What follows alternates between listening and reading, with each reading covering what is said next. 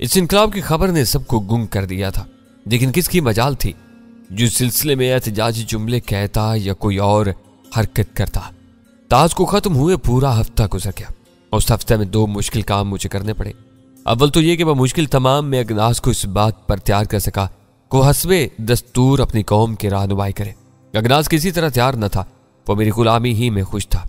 लेकिन मैं भला कहीं की हुक्मरानी को कब पसंद कर सकता था। मैं आज़ाद तबीयत का आज़ाद इंसान था, एक सैलानी इंसान।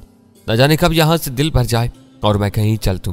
बहर सूरत मेरे लाखों बार कहने सुनने से अगनास तैयार हो सका। मैंने उसकी इज्जत उसे वापस दी थी। दूसरा मुश्किल काम ताज की बीवियों ने मुझ पर दावा कर दिया था। ताज की मौत के बाद वो सब या तो मेरी मलकियत थी या अगनास की। यही उस कौम का रवाज था। मैं औरत पसंद जरूर था, लेकिन इतनी सारी औरतों का क्या करता। लेकिन वो सब मेरे साथ रहने पर बाजिद थी और उन्होंने धमकी दी थी कि अगर मैंने उनके साथ इंसाफ नहीं किया तो वो खुद को हलाक कर लेंगी। मैंने अगनास से मदद की दरख्वास्त की और कहा कि कम से कम 1 दर्जन बीवियां वो रख ले, लेकिन अगनास शर्माए हुए अंदाज में हंस पड़ा। मैंने आज तक औरत का तसव्वुर भी नहीं किया आका। रोशनी के शहनशाह ने अभी तक मेरी जसामत की कोई औरत नहीं पैदा की।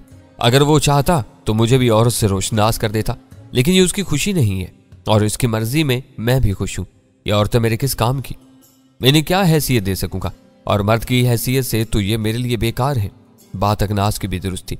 मैंने जब उन औरतों से अगनास का तज़किरा किया तो वो चीखें मारकर एक दूसरे से लिपट गईं और खौफ से लरजने लगी। बहरहाल कोई हल नहीं निकलता था। तब मैंने इंतारिया से मशवरा किया। असूल के तहत अब ये सब तुम्हारी बीवियां हैं, तुम्हें इन्हें कबूल करना ही होगा बहादुर। मैं भी इस बात की मुखालफत नहीं कर सकती, इंतारिया ने जवाब दिया। लेकिन क्या तुम इन्हें बर्दाश्त कर लोगी इंतारिया, मैंने पूछा। हाँ करना होगा। किसी का हक क्यों मारा जाए। तब फिर लताका को तुमने कत्ल करने की क्यों कोशिश की। वो तनहा तुम्हारे साथ थी, तुम उसे सिर्फ इनाम में मिल गए थे। और अब असूल की बात है, तुम्हें हर औरत को वक्त देना होगा। मेरी फोकियत बरकरार रहेगी, सिर्फ मैं होंगी जो हर वक्त तुम्हारे साथ रहूंगी, इस वक्त भी जब कोई और औरत तुम्हारी खलबत में होगी। चुनाचे प्रोफेसर में 1.5-2 दर्जन खूबसूरत औरतों का शौहर बन गया। बहुत पुरलुत्फ दौर था वो। हर रोज नित नई बीवी। मैं उन्हीं बीवियों के चक्कर में फंस कर रह गया था। हर एक की ख्वाहिश थी कि मैं सबसे ज्यादा उसे प्यार करूं, और मैं तमाशा बनकर रह गया। अलबत्ता अगनास से सख्त मेहनत और फरासत से ताज की कलमरू के मसाइल हल कर रहा था। इस देवकामती इंसान का दिमाग भी उसके साइज का था। बड़े बड़े मसाइल को वो चुटकी बजाते हल कर देता था। उसने मुझे बताया कि अगर ताज का खौफ ना होता तो अब तक वो अपने वतन अलकुरा को न जाने कहां से कहां पहुंचा देता। तो प्रोफेसर, हजारों बरस कबल इंसानी हकूक मुसावात की बुनियाद इंसान के जहन में पैदा हो गई थी। एक दूसरे के मसाइल हल करने के लिए एक दूसरे के काम आना, सबकी एक हैसियत समझना, सबकी मेहनत करना, सबका खाना राइज हो चुका था। हाँ, इस नजरिए का अरूजो सवाल होता रहा है। गासबों ने इसके खात्मे के लिए सरधड़ की बाजी लगा दी है। इन्होंने अपनी कुव्वत साजिशों से इस नजरिए को नुकसान पहुंचाने में कामयाबी भी हासिल कर ली थी। लेकिन होता यह कि एक ही कलमरू के इंसान एक ही नस्ल के अफराद होते, जिनमें से एक मुसावात पसंद होता, दूसरा तफरीक पसंद। मुसावात पसंद हुक्मरान होता तो हालात सुधर जाते, लोग एक दूसरे के बराबर हैसियत हासिल कर लेते, और तफरीक पसंद बरसे इक्तदार आता तो हकूक छिन जाने, खून रेजी होती। ये झगड़ा तो बहुत पुराना है। फिर जब अगनास ने मुकम्मल तौर पर ताज की कलमरू को सदहार दिया तो फिर उसने वफद अलकोरा भेजा। इस वफद के हमरा उसने अपनी पूरी तफसील लिख भेजी, जिसमें मेरा जिक्र इन अल्फाज में था कि मैं शर्मिंदा हो गया था। उसने लिखा था कि अगर अलकोरा पर किसी संजीदा और मुअज़्ज़ज़ इंसान को हुक्मरान बना दिया गया है तो अगनास उससे दोस्ती का इजहार करता है और दावत देता है कि उसके लिए जो खिदमत हो लिख भेजी जाए, और अगर अभी तक यह फैसला ना हो सका हो और वो अगनास की खिदमत कबूल करना चाहे तो अगनास हाजिर है। और इसके जवाब में पूरा अलकोरा नाश्ता गाता, खुशियां मनाता उमड़ पड़ा। उन्होंने अगनास को इस तरह गले लगाया कि मैं देख कर रश्क महसूस करता था। वो मेरे भी ममनून थे और सूरत हाल पहले से मुख्तलिफ न थी। प्रोफेसर, मैं एक देवता की हैसियत इख्तियार कर गया था, लेकिन इस वक्त ये देवता 1.5 दर्जन देवियों के चक्कर में फंस गया था। एक से एक हसीन, एक से एक कुमंगो भरी, नित नई खुसूसियात की हामिल और प्रोफेसर एक से एक चाहने वाली। उन्होंने ताज की मौत पर बड़ी तमानियत का इजहार किया था। वो ताज जैसे बूढ़े गिद्ध से मुतनफ्फर थीं, जो उनकी जवान आगोश में मरे हुए कव्वे की तरह पड़ा रहता, जो उनके जज्बात के लिए बर्फ की सिल साबित होता। लेकिन मैं तो मुजस्मा आग था। यहां तक तो गनीमत था प्रोफेसर, लेकिन जब वो जंगली बिल्लियों की तरह आपस में लड़ती तो मेरे लिए मुसीबत बन जाती। मुझ जैसा जकी और फहीम इंसान भी उनके मसलों का हल न तलाश कर पाता, और इन सब औरतों के बेपनाह मसाइल खुद मेरे लिए एक मसला बन गए, जिनका हल मेरे पास मौजूद नहीं था। लेकिन कब तक, बिलाखिर मैंने एक हल सोच लिया, और वो था फरार। हाँ, एक रात मैंने खामोशी से एक तवाना घोड़ा लिया, और इस रात की बीवी जब मेरे पहलू में खराटे लेने लगी मैं चुपके से दरवाजा खोल कर निकला। इन औरतों ने मुझे ऐसा उलझा दिया था कि मैं अपने प्यारे दोस्त अकनाज से भी न मिल सका। उसकी इन परेशानियों और उलझनों का भी मुझे ख्याल नहीं आया जो मेरी गुमशुदगी के बाद पैदा हो सकती थी। यूं भी मैंने कोई उन उलझनों का ठेका तो नहीं ले रखा था, बस एक हमदर्दी थी। लेकिन यह भी मैं अच्छी तरह जानता था कि इन बीवियों की मौजूदगी में मैं अलकोरा और अगनास के लिए कुछ भी नहीं कर सकूंगा। इसलिए भाग जाने ही में आफियत थी। फरजाना और फरोजा बेसाख्ता हंस पड़ी और बुरी तरह उछल पड़ा। उसे खौफजदा निगाहों से दोनों लड़कियों को देखता रहा और फिर इस तरह गहरी गहरी सांसें लेने लगा जैसे किसी मुसीबत से बच गया हो। उसकी इस कैफियत से प्रोफेसर के होंठों पर भी मुस्कुराहट फैल गई और वो बोले, क्या बात है, तुम चौंक क्यों पड़े? मुझे माफ करना लड़कियों, दरअसल किसी दौर की बातें करते करते मैं उसी दौर में खो जाता हूँ। मेरे महसूसात वही हो जाते हैं जो उस वक्त थे। तुम्हारी हंसी सुनकर मुझे ऐसा महसूस हुआ जैसे मेरी चंद बीवियां कहीं छुपी मुझे देख रही हूँ और मुझे भागते हुए देख लिया हो। उसने कहा और लड़कियां छींप गईं। क्या तुम औरतों से इस कदर खौफजदा थे? क्या अर्ज करूं प्रोफेसर, जिंदगी का सबसे भयानक तजुर्बा था। यहाँ मैंने ताज की बड़ाई तस्लीम की थी। 18 बीवियों को रख लेना कोई बड़ी बात नहीं है, लेकिन उनके मसाइल से निपटना दुनिया का सबसे कठिन काम है जिसे मैं अंजाम नहीं दे सका और इसीलिए बेसुर सामानी की कैफियत में वहां से फरार हो गया। बहरहाल मैंने अलकोरा का रुख नहीं किया था, मैं उधर से गुजरना भी नहीं चाहता था। चुनाचे मैंने एक नई राह इख्तियार की और मेरा घोड़ा उस नामालूम समत दौड़ रहा था। दिन निकला, शाम हुई, रात गुजरी, मैं मुसलसल सफर करता रहा। फिर जब घोड़े ने रेंगना शुरू कर दिया तो मैं उस बेजुबान जानवर को आराम देने के लिए रुक गया। मुझे खतरा था कहीं मेरी बीवियां मेरा ताकुब न करें और प्रोफेसर इसके बाद मैं मुसलसल सफर करता रहा। फिलहाल मुझे औरत की ख्वाहिश नहीं थी। 18 औरतों ने मेरा दिमाग दुरुस्त कर दिया था, इसलिए एक तवील अरसे में औरत के बगैर गुजारना चाहता था। इसलिए मैं चलता रहा, नए नए मकामात मेरे सामने आते रहे, यहाँ तक मैं एक ऐसी जगह पहुंच गया जहाँ जमीन खत्म हो गई थी और आगे समंदर था। ताकतवर घोड़ा व दस्तूर मेरा साथ दे रहा था, लेकिन अब मैं उसे साथ नहीं रख सकता था। वैसे समंदर के किनारे का यह इलाका खूब सरसब्ज था और यहाँ घोड़े को जिंदगी गुजारने के लिए बहुत कुछ था। अलबत्ता इंसान यहाँ मौजूद नहीं था और अगर थे भी तो ऐसी जगह पोशीदा थे जहाँ मैं उन्हें नहीं देख सकता था। मैंने यहाँ थोड़े अरसे कायम किया। घोड़े को मैंने आज़ाद छोड़ दिया था, लेकिन वफादार जानवर मेरे इर्द गिर्द मंडलाता रहता था। वो अपनी खुराक हासिल करने के लिए कहीं से कहीं निकल जाता, लेकिन रात मेरे साथ ही गुजारता था। उस दौरान मैं समंदर से सफर करने का इरादा कर चुका था। इसी इरादे के तहत मैंने एक दिन एक तनावर दरख्त पर जोर आजमाई की और उसे गिरा लिया। 15 दिन तक मैं उसके खुश्क होने का इंतजार करता रहा। एक हमाकत यह की थी कि अपने साथ हथियार नहीं लिए थे। बहरहाल मैं पत्थर के दौर में रह चुका था, सख्त और नुकीले पत्थरों का इस्तेमाल खूब जानता था। इसलिए मैंने पहाड़ी चट्टानों से अपने मतलब के पत्थर हासिल किए और फिर चंद नोकदार पत्थरों से मैंने दरख्त के तने को खोखला करना शुरू कर दिया। इस तरह सख्त मेहनत के बाद मैंने एक कश्ती तैयार कर ली, दरख्त की शाखों के चप्पू बनाए और फिर एक दिन भर शिकार करता रहा। चरिंदों और परिंदों के ढेर लगाए और फिर उन्हें आग पर भूनने लगा। गोश्त के एक अंबार को भूनकर मैंने लकड़ी के बनाए हुए एक बहुत बड़े डिब्बे में महफूज किया। दूसरे डिब्बे में एक चिश्मे से मीठा पानी भरा और अब मैं समुद्री सफर के लिए तैयार था। चुनाचे एक सुबह जब मेरा घोड़ा चरने निकल गया, मैंने गोश्त और पानी के डिब्बे किश्ती पर लादे और उसमें बैठकर चल पड़ा। समंदर के दिन रात मेरे लिए अजनबी नहीं थे। रोशनी, तारीकी, सुबह शाम, मंजिल का कोई तायुन नहीं था। जिंदगी लामहदूद थी। समंदर की मौजें थीं, मेरी किश्ती थी और मैं था। भूख लगी तो खाना खा लेता, नींद आती तो सो जाता, फिर सूरज की शुआएं गुदगुदाती, जाग उठता। मंजिल की ख्वाहिश भी नहीं थी, बस एक सफर था, जारी था। वाक़यात पेश आना लाजमी थे। समंदर लामहदूद है, लेकिन इसमें भी वाक़यात के भंवर रहते हैं। जमीन की रुकावटें अफसाने जन्म दे रही थी। हालांकि इब्तदाई रात का चांद डूब चुका था, तारीकी फैल गई थी, लेकिन आज रात मुझे नींद नहीं आ रही थी। दिमाग बोझल बोझल सा था। समंदर के नमक ने ताजगी छीन ली थी। एक कसल का एहसास हो रहा था।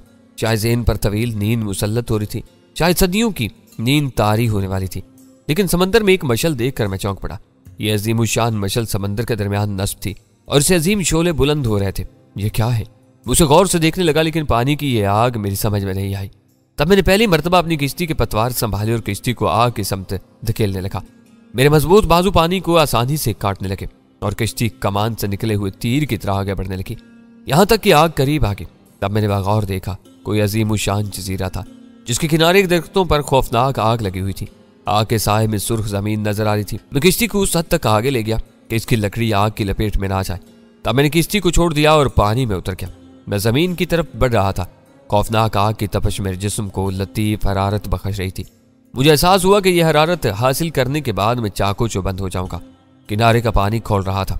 आग शायद कई दिन से लगी हुई थी। खुश्क और तनावर दरख्त कोयलों की शक्ल में दहक रहे थे। एक खौफनाक जहन्नुम जार सुलग रहा था। मैं उस जहन्नुम में दाखिल हो गया और मेरे जिस्म में सरूर की लहरें दौड़ने लगी।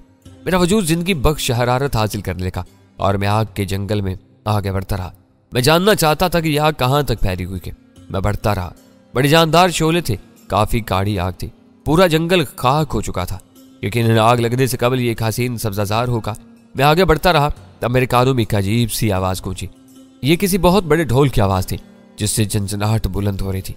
इंसान। मेरे होठों में मुस्कुराहट फैल गई। आग के इस जंगल में इंसान भी मौजूद है, लेकिन क्या आतिशी इंसान? तब मैंने खुद ही उस ख्याल की तरदीद कर दी। मुमकिन है ये आग मखसूस फैलाव में हो। और इसके बाद मेरा अंदाजा दुरुस्त ही था। नारंगी शोलों में मेरी आंखें दूर तक देख रही थी। आग का जंगल तकरीबन 50 गज दूर जाकर खत्म हो गया था। इसके बाद एक मामूली सा ढलान था और उस ढलान पर एक छोटी सी उथली लेकिन ज्यादा फैलाव वाली नदी बह रही थी।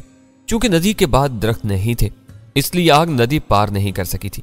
मैं कुछ और आगे बढ़ा, तब भूरी जमीन पर मैंने एक काली लकीर देखी। ये काली और चौड़ी लकीर, ये काले सर लोगों के हैं। यकीनन ये इस इलाके के बाशिंदे होंगे। मेरे दिल में उन्हें देखने का इश्तियाक पैदा हो गया। फिर जब मैं आग के दूसरी तरफ निकला तो मेरा जिस्म भी आग की तरह रोशन था। उसी रोशनी के साए जमीन पर पड़ रहे थे और जमीन चमक रही थी। स्याह झुके हुए सर उसी तौर झुके हुए थे, लेकिन शायद उन्हें मेरी आमद की इत्तला हो गई। दूसरे लम्हे ढोल जोर जोर से बजने लगा और सर उठ गए। स्याह सरों के नीचे इतने ही स्याह चेहरे थे। मैंने उससे कबल इतने स्याह लोग नहीं देखे थे। उनके जिस्मों पर लिबास नहीं था, अलबत्ता उन्होंने मुख्तलिफ जानवरों के पर जिस्म से चिपका कर सतरपोशी की थी। उनके स्याह चेहरों पर सफेद आंखें बड़ी खौफनाक मालूम हो रही थी, लेकिन इस वक्त उन आंखों में खौफ, हैरत और न जाने क्या कुछ था।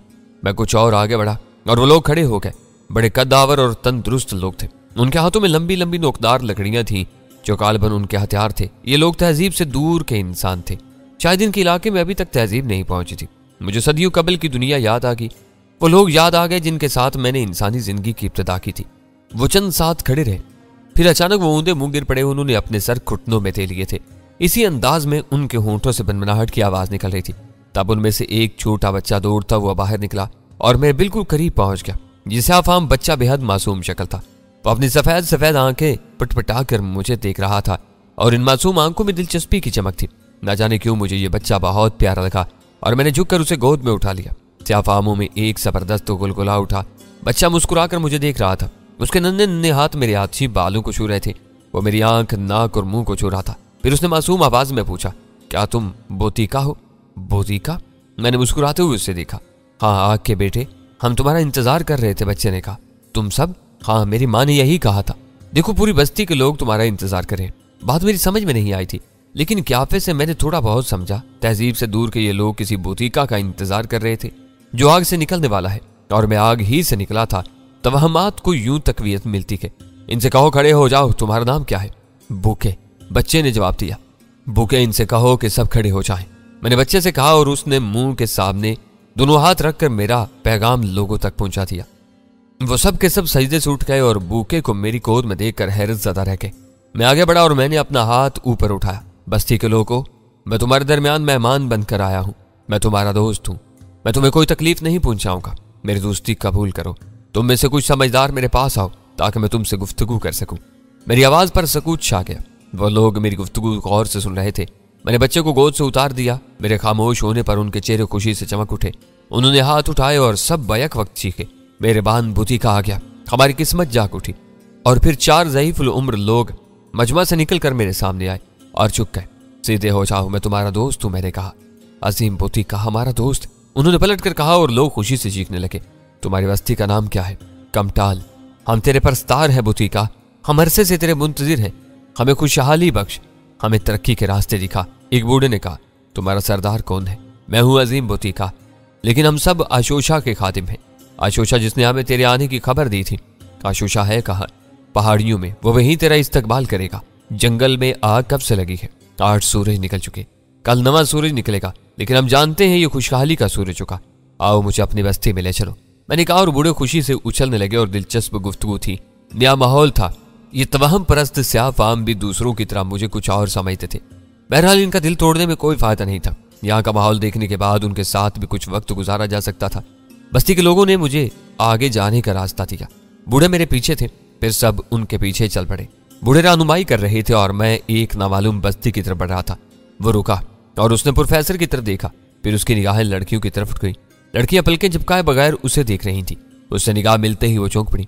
एक बात बताओगे दोस्त? प्रोफेसर खावर ने मुस्कुराते हुए पूछा। जरूर जरूर प्रोफेसर खावर, क्या तुम्हें इस तवील जिंदगी से उकताहट नहीं महसूस होती? क्या तुमने कभी इसके खात्मे की ख्वाहिश नहीं की? उकताहट? उसने गहरा सांस लिया। उकताहट महसूस होती है प्रोफेसर, लेकिन जिंदगी का खात्मा मेरे हाथ में नहीं है। हाँ, तवील नींद सो जाता हूँ और जब सदियां गुजरने के बाद किसी नए दौर में मेरी आंख खुलती है तो मुझे यही एहसास होता है जैसे मैं दोबारा बेतार हुआ हूँ। गोया हिंदुइज्म के आवागोन का तुम्हारी जिंदगी से गहरा ताल्लुक है। वो नई नई शक्लों में पैदा होने की बात करते हैं और तुम इब्तिदा से एक ही जिस्म अपनाए हुए हो। नहीं प्रोफेसर, इनके तसव्वुरात हकायक पर मबनी नहीं है। वो कोई ठोस हैसियत नहीं पेश कर सके, जबकि मेरा वजूद मुसल्लम है। मुझसे कोई इनकार नहीं कर सकता, मैं एक ठोस हकीकत हूँ। उसने किसी कदर नागवारी से कहा और प्रोफेसर गहरी सोच में गुम हो गया। तुम किस ख्याल में गुम हो हसीन लड़की हो? उसने फरोजा और फरजाना को मुखातिब करके कहा और वो दोनों चौंक पड़ी।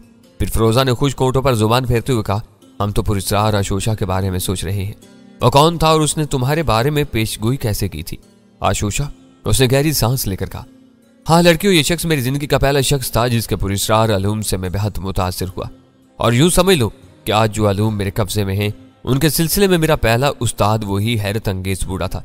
दुनिया के इब्तिदाई दौर में उस हैरत अंगेज इंसान ने जो मालूमात मुहैया की थी वह उस वक्त का अजीम मुहक्किक था। इन वैशी हुई की नस्ल का एक इंसान जिसकी सही कैफियत से मैं आज भी नावाकिफ हूँ। ओह, तब हमें उसके बारे में बताओ, प्रोफेसर ने कहा और वो किसी गहरी सोच में गुम हो गया। आशोशा? उसने गर्दन उठाकर कहा, उससे मेरी पहली मुलाकात दूसरे दिन हुई। पहले दिन बस्ती वाले मुझे अपनी बस्ती में लाए। घास फूस की झोपड़ियों पर मुश्तमिल ये बस्ती बहुत बड़ी थी, बड़ी जबरदस्त आबादी थी। लाखों अफराद दूर तक फैले हुए थे, लेकिन हैरत अंगेज बात यह थी कि वो तहजीब से नाआशना थे। उनके यहाँ खुराक का मसला था। वो अपनी खुराक जमीन से उगाने से नावाकिफ थे। वैशी दरिंदों से लेकर हशरातुल अर्ज तक वो चट कर जाते थे, लेकिन जंगल से उनकी खुराक पूरी कहाँ होती थी। इसलिए ज्यादातर आबादी फाका कशी का शिकार थी। अक्सर लोग घास और दरख्त के पत्ते खाकर गुजारा करते थे। समंदर के जानवर भी उनके हाथों महफूज नहीं थे। समंदर की गली सड़ी घास भी उनकी ग़िज़ा बन जाती थी। समंदर का हर जानवर उनके लिए हलाल था। मछलियां तो खैर एक नेमत थी। कछुए और घड़ियाल भी उनकी मरगूब ग़िज़ा थे, लेकिन यह ग़िज़ा हासिल करने के लिए उन्हें सख्त जिद्दोजहद करना होती थी। बस्ती की एक बड़ी झोपड़ी में मेरे क़याम का बंदोबस्त किया गया। ये झोपड़ी काफ़ी बड़ी थी, लेकिन बेतरतीबी से बनाई गई थी। पूरी बस्ती की एक झोपड़ी भी तरतीब से नहीं थी। इन मामलात में ये लोग बहुत पीछे थे। बहरहाल मेरे सामने सांप की गोल गोल बोटियां जो बस यूं ही आग पर सेंक ली गई थी पेश की गई। जाहिर है मेरा दिल उन्हें कबूल नहीं कर सकता था, ताहम उनकी खुशी के लिए मैं उनका तोहफा कबूल करने लगा। बस्ती के बूढ़े मुझे घेरे बैठे थे। वो सब मेरे चेहरे और जिस्म को खौफ और हैरत से देख रहे थे और मैं सोच रहा था कि बहरहाल कुछ भी है, ये लोग मासूम हैं। बज़ाहिर इनमें मुनाफकत और नफरत नहीं है। चाहे सब एक दूसरे से हमदर्दी रखते हैं, मोहब्बत करते और बहरहाल पसंदीदा बात थी। पिछला कुछ अरसा मैंने नफरत और साजिश के दरमियान गुजारा था। उन मुताफ़िल लोगों की बनिस्बत ये सादा दिल लोग ज्यादा पुरकशिश थे। काफी देर तक मैं उन लोगों के बारे में सोचता रहा। मैंने फैसला कर लिया कि कुछ वक्त इन लोगों के साथ गुजारूंगा, इन्हें जिंदगी गुजारने के सही रास्ते बताऊंगा और फिर यहां से भी आगे बढ़ जाऊंगा। वक्त गुजरता रहेगा और मैं आगे बढ़ता रहूंगा। दरमियान के मसाइल को मैं जिंदगी से निकाल तो नहीं सकता था। चुनाचे मैंने गुफ्तगू के लिए चंद बूढ़ों को मुंतखब किया और बाकी लोगों को झोपड़ी से चले जाने के लिए कहा। 5 ज़ईफ़ उम्र मेरे सामने सर झुकाए बैठे थे। तुम्हारी ये बस्ती कब से आबाद है? मैंने पूछा और मेरे सवाल पर बूढ़े एक दूसरे की शक्ल देखने लगे। फिर उनमें से एक बूढ़े ने गर्दन झुकाते हुए कहा, हमें नहीं मालूम बोतिका, हमने होश संभाला इसी बस्ती को देखा। हमारे बाप दादा अभी इसी बस्ती को देखते आए थे। अजीम आशोशा हमेशा से इस बस्ती में है। उसने हमारे बाप दादा के दौर में भी बोतिका की आमद की पेशगोई की थी। हम सब सदियों से तेरा इंतजार कर रहे हैं बोतिका, लेकिन हमारी किस्मत के हमारे अगले तेरी आमद का इंतजार करते करते समंदर बर्दहक है। हम भी उम्र के इस हिस्से में दाखिल हो गए जब जिस्म की गर्मी खत्म हो जाती है और इंसान समंदर नशी होने के लिए तैयार हो जाता है। लेकिन हमारी किस्मत कि हम समंदर नशी होने से कबल तुझे देख सके। हम अब लहरों की आगोश में खुश खुरम जाएंगे। हमारी नई नस्ल का पासबां बोतिका होगा। बड़ी खुश नसीब है ये नस्ल, बूढ़े ने कहा और मैं उसकी अजीबोगरीब बातों को हैर से सुनने लगा। गोया ये बूढ़े सदियों से किसी बोतिका की आमद के मुंतजिर है जो इन्हें खुशहाली बख्शेगा, लेकिन इन्हें उसकी आमद का यकीन नहीं था। दूसरी हैरत अंगेज बात आशोशा की अजली कैफियत थी। क्या मेरी ही नस्ल का कोई और फर्द भी यहाँ मौजूद है जो हमेशा से जिंदा है, या फिर यह कोई और पुरस्रार सिलसिला है? बहरहाल मैं उससे मिलने का ख्वाहिशमंद था। आशोशा ने तुम्हारे बाप दादा से बोतिका के बारे में क्या कहा था? मैंने बूढ़े से पूछा। हम बदहाली और भूख के शिकार हैं। हमारी आबादी बढ़ रही है और जंगल के शिकार खत्म हो रहे हैं। घास फूस और दरख्त भी एक ही करके खत्म होते जा रहे हैं। बस पहाड़ों से बहने वाले पानी के अलावा और कुछ नहीं है। या फिर समंदर की अजीम मखलूक जो हमारी ग़िज़ा बनती है, लेकिन इसके हसूल में बड़ी दुश्वारियां हैं। हम इसे आसानी से नहीं हासिल कर सकते। आशोशा ने कहा कि हमारी मुसीबतों का हल सिर्फ बोतीका है। वो जब आएगा तो बस्ती खुशहाल हो जाएगी, खुराक का मसला हल हो जाएगा, हर जरूरत पूरी हो जाएगी और हम इसका मुंतजिर थे। हमारे अजदाद इसका मुंतजिर रहे हैं। और फिर जब किनारे के दरख्त भड़क उठे तो हमारी खुशियों का ठिकाना न रहा कि यही बोतीका की आमद की निशानी थी। बूढ़े देवता ने तो यही निशानी बताई थी और अब तुम आ गए अजीम बोतीका। कितने मुख्तलिफ हो तुम हमसे। हमें यकीन है कि तुम्हारे चमकदार जिस्म की रोशनी से खुशहाली बिखर जाएगी। यकीनन तुम हमारे लिए बहुत कुछ लाए होगे। मैं गर्दन झुकाकर कुछ सोचने लगा।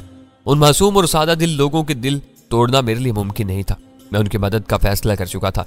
मैं ये भी जानता था कि बोतीका की आमद का इंतजार ये सदियों से कर रहे हैं। अगर मैं इनसे कहूं कि मैं बोतीका नहीं हूं तो इनके दिल टूट जाएंगे। ये इस अंदाज में काम नहीं कर सकेंगे जिस अंदाज में इस वक्त करेंगे जब इन्हें यकीन हो जाए कि मैं ही बोतीका हूं।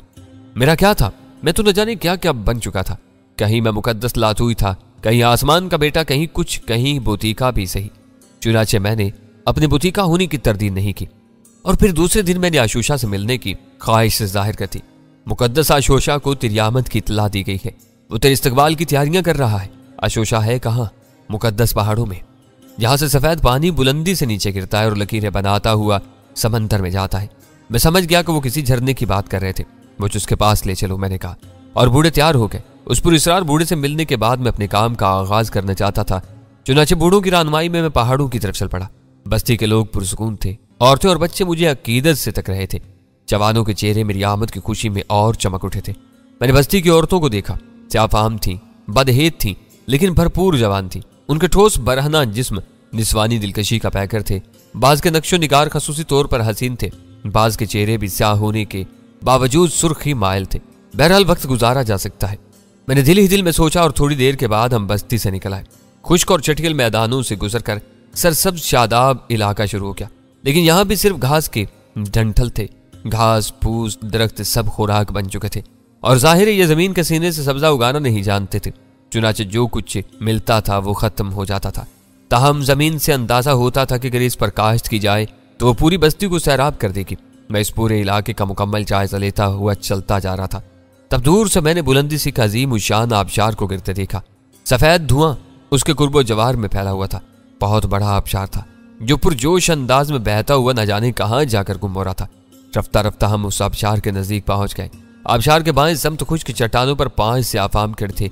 उनके हाथों में भी वैसी लंबी नोकदार लकड़ियां थीं और इसी तरह उछलते कूदते रहे। तब एक बूढ़े ने मुझसे कहा, मुकद्दस आशोशा तेरा मुंतजिर है बोतीका। उसके खादम तेरे इस्तकबाल के लिए आए हैं, तो उनके साथ चला जा। हम यहाँ से आगे नहीं बढ़ सकते। और मैं आगे बढ़ गया। एक स्याफाम मेरे आगे था और बाकी 4 मेरे अक्कम में चल रहे थे। मैं इस चालाक बूढ़े के बारे में सोच रहा था जो मेरे इस्तकबाल को नहीं आया था। चट्टानों को तय करना मेरे लिए मुश्किल नहीं था। आबशार के नम धुएं में नीचे का माहौल रुपोश हो गया था। आगे रास्ता भी सिर्फ स्याफाम हेवलों की रहनुमाई में तय कर रहा था। और थोड़ी देर के बाद हम एक बहुत बड़े गार के दहानी के नजदीक पहुंच गए। गार के अंदर से अजीब सी सनसनाहट की आवाज उभर रही थी। उस रोशनी भी झलक रही थी जो काफी तेज थी। और गार में दाखिल होने वाला पहला कदम ही मेरे लिए ताज्जुब खेज था।